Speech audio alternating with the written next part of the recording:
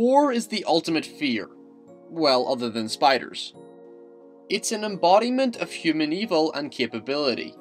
It's scary to think that the world could end after a phone call to your nation's Secretary of Defense. War has never led to a positive outcome, and when we hear of the devastation it causes on the lives of millions of people on a regular basis, we can't help but feel relieved that we only see this from the safety of our cozy beds. One of the enticing features of a military shooter is that we can put ourselves in the battlefield and witness what it's like to be a soldier. But imagine being in the heart of war, and when I say that, I don't mean an actual battle, but the inevitable outcome. Man's greatest fear is the complete annihilation of human civilization, and war generates the anxiety of a nuclear holocaust.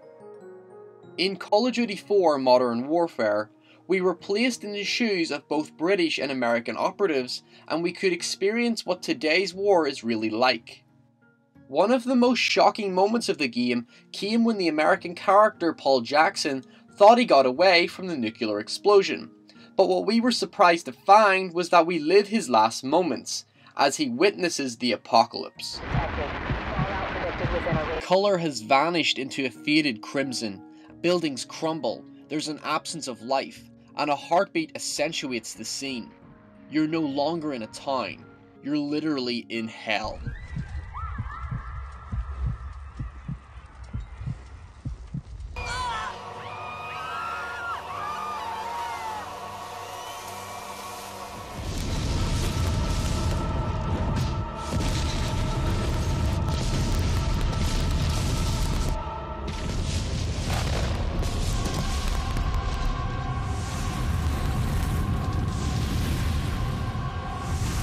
The image of the nuke blast is a metaphor for the character being in the boiling core of the war.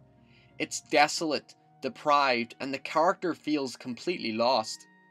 This scene conveys our deepest, darkest fear, as everything that once was perfect is now literally wiped away by the blast. The fade into the scene comes with a gradually saturating colour, a piercing wind, and the debris looking like snow, thus giving it an almost winter aesthetic to reinforce the cold bleakness of war. As the colour gradually strengthens to crimson, hell becomes more visually prominent, as the character enters the soulless environment to find the world completely torn apart and being blown away. Jackson finally dies as the white wash brings the scene back to its cold winter roots, echoing the Chernobyl disaster, which is relevant to the narrative as the Russian nuke has been set off. The poignance of the scene reinforces the horror of human nature, and the extent some are willing to go for power. The visualization of destruction encapsulates the danger we all face today, and why war is nothing more than causing chaos to the lives of those who simply want peace.